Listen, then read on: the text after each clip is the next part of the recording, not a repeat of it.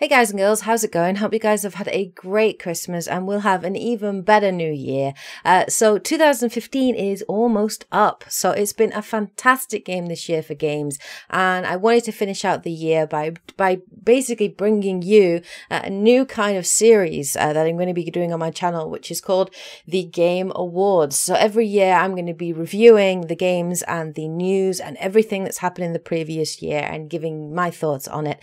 So let's start it. So this is the very first N7 Game Awards for 2015. So let's go.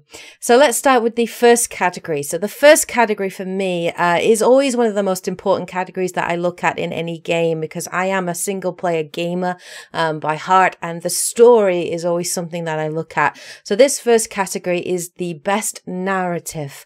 So what was the best narrative game in 2015? Well, for me, it was undoubtedly The Witcher 3. The Witcher 3 had some of the best story arcs, story development. Even the side ops had some fantastic stories and characters, and the choices that you made really did impact upon the world, the way that the story went, the reaction of characters to you. And this franchise had some of the most likable characters that you could possibly have. It has some of my favorite characters in this franchise and some of the best romances as well. So The Witcher 3 for me is a deserved winner of the best narrative of 2015. The second category that I'm going to look at today is the best action adventure game. So the best action adventure game for me this year was the Rise of the Tomb Raider. Now previous to that, previous really to Christmas Day, it was Metal Gear Solid The Phantom Pain, because obviously I can only base these reviews on the games that I have played. But for Christmas I finally got an Xbox One, and with that I got the Rise of the Tomb Raider, Halo 5 Guardians, and also Sunset Overdrive. So from next year I will be bringing you more coverage on exclusives and more reviews on Xbox games, as well as PS4 and Wii U titles. So after playing the Rise of the Tomb Raider, which I played non-stop really, and have completed, I did a bit of a marathon session yesterday. It for me is without a doubt the best action adventure game of 2015. This game is just fantastic. It is everything that I hoped it would be. For me, its predecessor, Tomb Raider in 2009 was an outstanding game. It was the game of the year for me, and the Rise of the Tomb Raider has just built on its predecessor. It's improved on so many aspects, including gameplay, exploration. There's more tombs now in this game. It's just brilliant. It's a heaps of fun to play it. The entire time I was playing this game, I was just having a blast and really enjoying it. So yes, the best action adventure game for me is the Rise of the Tomb Raider. Okay, the third category is the best gameplay mechanics. So this is the second thing that I look at when I review a game. How good is the gameplay? It's crucially important to any game. And for me, the best gameplay mechanics of this year has to go to Kojima. It has to go to Metal Gear Solid 5, The Phantom Pain. The gameplay mechanics for this game were absolutely outstanding. Kojima has outdone himself. The gameplay was brilliant. The combat, the movement, all the gadgets and weapons available to you, the sheer amount of choice available to you in every mission that you play, the fluidity of everything that you could do. It was so much fun. So the gameplay mechanics for me were absolutely spot on, and Metal Gear Solid 5 rightfully deserves to win that award. Okay, the fourth category that I'm going to look at today is the best multiplayer experience. Now this is a tough one, because every year there are a lot of very, very good multiplayer games. And for me, I base it more on my enjoyment. How much do I enjoy playing the multiplayer? Do I go back and play it quite often? And that's what I kind of look at. So for me, it had to come with enjoyment, and given the hype and everything that was going on at the time, the best multiplayer game for me has to be Star Wars Battlefront. It's not a perfect game by any stretch of the imagination, nor is the multiplayer perfect. However, it is heaps of fun. The sheer variety of maps that you can go on, the ability to go to well-known key locations in the Star Wars saga like Hoth or Endor, or that kind of thing. The ability to equip vehicles and weapons to fly to pilot an AT-AT, fly an A-Wing, the ability to be a hero, to be Han Solo or Luke Skywalker or Darth Vader. It's just heaps of fun. And whether you're playing 2-player survival or 40-player Walker Assault, you're having a lot of fun and it's great. The mechanics work well. The sound effects are incredible. The worlds are beautiful and big and vast. So for me, the best multiplayer game of 2015 has to go to Star Wars Battlefront. Okay, the next category I'm going to look at is the best art direction. Now, this is always a tricky one because there've been a lot of games, especially with next gen hardware. There are a lot of games that are visually beautiful and visually stunning. And there've been some great art direction this year. I mean, Bloodborne was fabulous in terms of the atmosphere and the gothic sort of vibe that you get from that. So if you like that, I'm sure that probably was your favorite. But for me, the most visually stunning, beautiful conceptual sort of game that I really enjoyed this year was Xenoblade X Chronicles on the Wii U. This game is beautiful. The world that you can explore is vast and massive. It looks gorgeous. It just is so great. You know, the dynamic weather, daytime, nighttime. It's so good. So for me, that definitely won the best art direction of 2015. So those are the awards, okay? And those are the positive awards that I'm giving there. So now I'm going to focus a little bit more on the negative side of the game industry. And I've got different categories for this. So let's get cracking on that. So let's start, of course, with the most overpriced game this year. So which game do I think was not worth the cost of it? Was just a simple money grabbing scheme by the producers and the developers. This has to be the most overpriced game this year, was without a doubt Destiny the Taken King. The fact that this game was charged at £40 from the get-go is absolutely incredible. It is a DLC pack, you know, it's DLC. It's not a whole game because Destiny 2 is coming out probably next year. This effectively is Destiny 1.5. Yes, it does come with new story modes and it's probably got new, it's got new strike and new raid, new gear and new equipment. But for me, what really annoyed me this year was that those people that had bought the game on day one and had also bought the season pass and had sort of paid full price effectively for the House of Wolves and the Dark Below were punished. You know, if you wanted just to buy the Taken King on itself, it was £40 by itself. But if you wanted to buy the Legendary Edition, which came with the first game, the 2 previous DLCs plus the Taken King, that was cheaper or the same price. That is ridiculous. So for me, the most overpriced game this year definitely has to go to Destiny the Taken King, which was ridiculous. I refused to buy that when it came out because I would not pay £40 and I wouldn't effectively put another £40 into a game when I'd already spent easily about £75–80 on it already, and I just was not willing to do that. So Destiny the Taken King was definitely the most overpriced game this year. So the next category is the company that had the worst DLC tactics. That for me has got to go to EA. EA every single year just show themselves to be a company that only cares about money, and they did the same this year. So the worst DLC tactics that they had were for 2 games, obviously, Star Wars Battlefront and Destiny the Taken King. The Star Wars Battlefront season pass this year was absolutely ridiculous.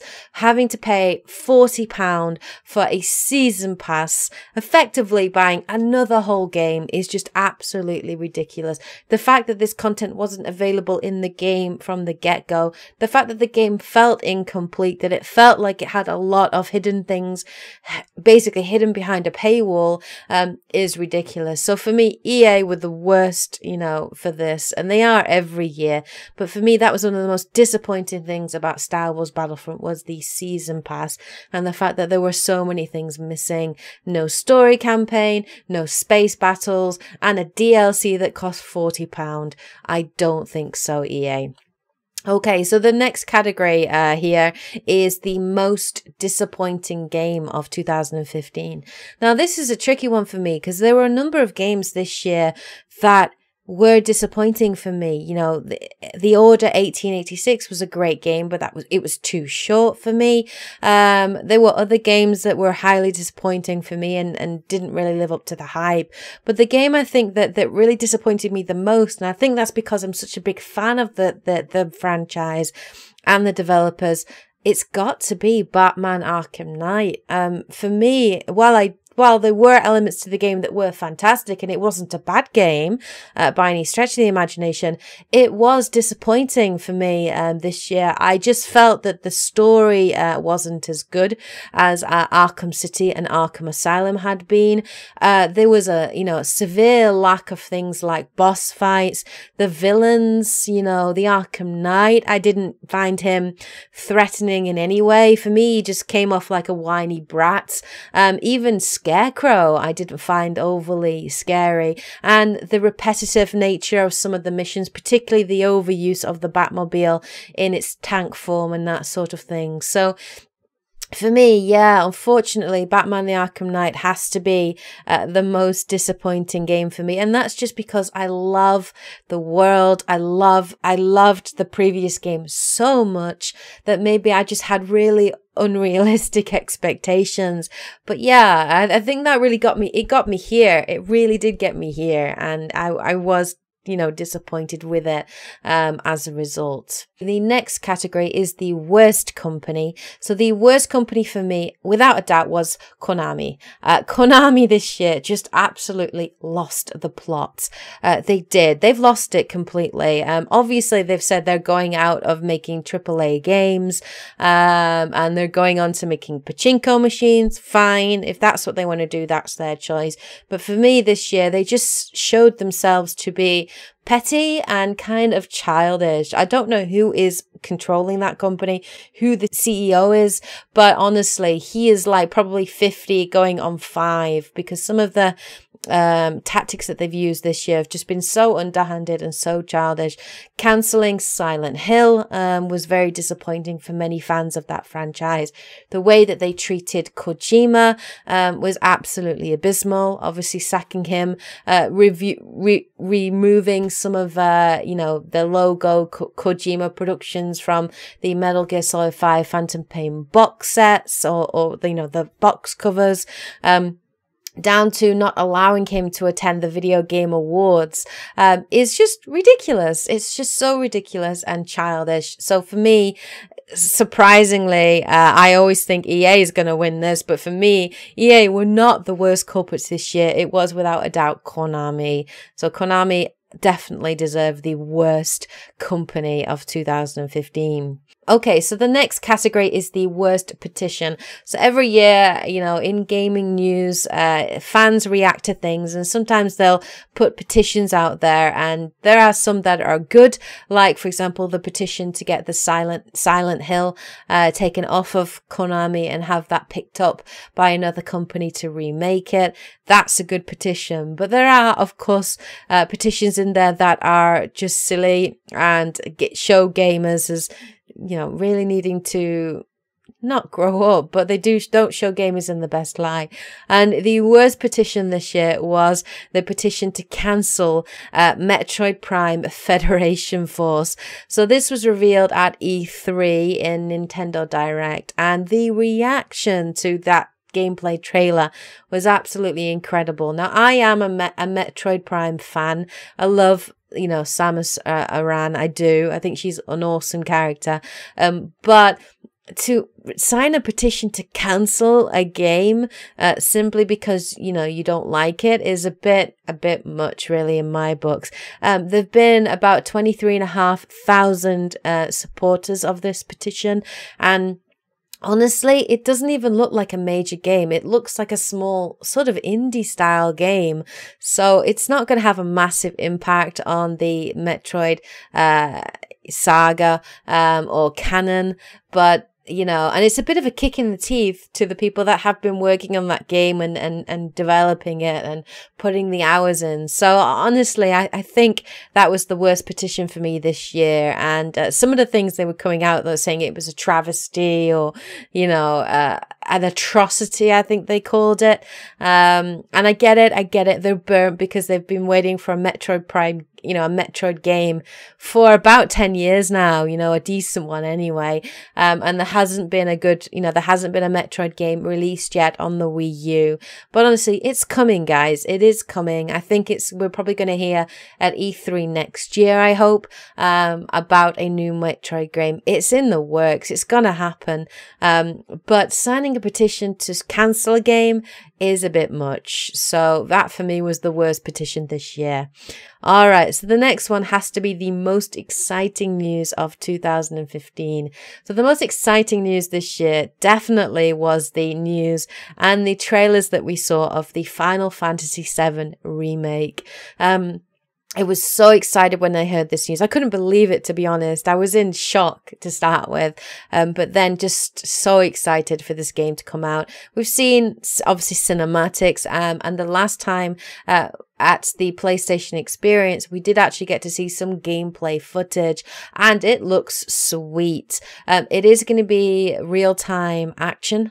We have seen that, but it looks awesome. So for me, the most exciting news was Final Fantasy VII Remake. I can't wait to see more about this game. I'm very happy that it is coming, and I will definitely be getting it. I'm very excited about that. I hope they don't rush it. I prefer them not to rush it, to take their time and produce an excellent game, which I'm sure they will do.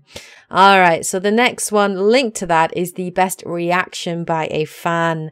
So the best reaction by a fan, there are so many fan reactions when you get news, but I loved the reactions when people saw for the first time the Final Fantasy VII Remake trailer at the E3 Sony conference, and the best fan reaction for me was by the Beastly Gamer. Oh my god! No, they didn't! Oh! No, they didn't! Oh my god! No, they didn't! Oh! This cannot be real! This cannot be...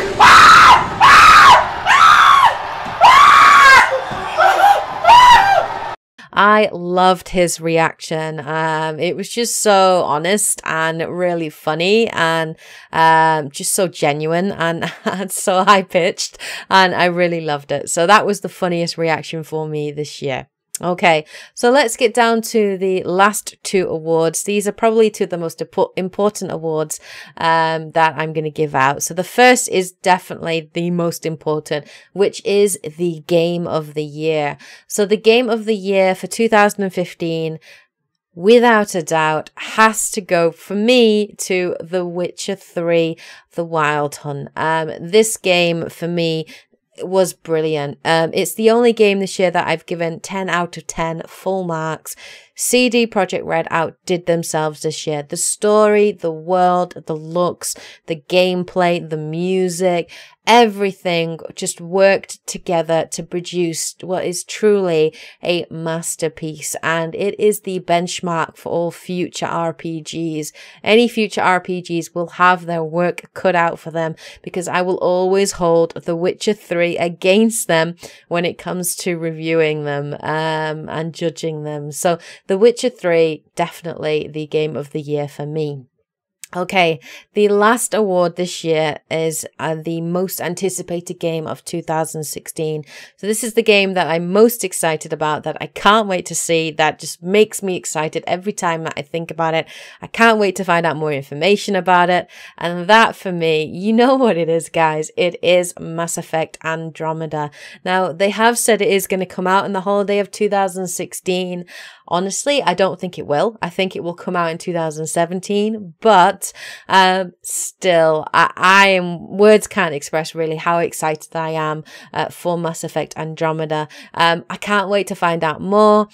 I just can't. I'll anything, a screenshot, a picture, anything will do. So I am very excited. I can't wait to find out more about Andromeda. I can't wait to find out more about the main protagonist, about your companions, about the gameplay, about the Mako. I just can't wait. I just can't wait. So the most anticipated game of 2016 for me, it's Mass Effect Andromeda. All right, guys and girls. So those are my video game awards of 2015. So I will put the categories in the comment section below. Let me know what you guys would have chosen for each of those categories and what you generally thought of 2015. It's been a good year for games this year, guys. I've really enjoyed this year. I've played so many games this year, and I think 2016 is going to be just as good, I hope. And there's lots of good games coming out next year. I will be doing another video later on in the new year, which will be the games I'm most anticipating. I am going to be trying to bring out more what do we know so far information videos on those games as well for you guys as we find out more stuff. And I also want to try and do some more reviews as well. I might be getting away a little bit from doing my Let's Plays and my playthroughs simply because they do slow down my ability to play and complete a game, and that slows my ability to produce a review. But it depends, so let me know what you guys would like to see on my channel, what you enjoy the most about the videos on my channel, which videos do you gravitate towards. Let me know, because as always, I am trying to improve what I do. And I would really appreciate some feedback on the things that you like and the things that you don't like. All right, guys and girls. Well, take care. Hope you guys have a great new year. And I hope 2016 will be an amazing year for you all. All right, guys and girls. Well, take care. And as always, happy gaming. Yeah.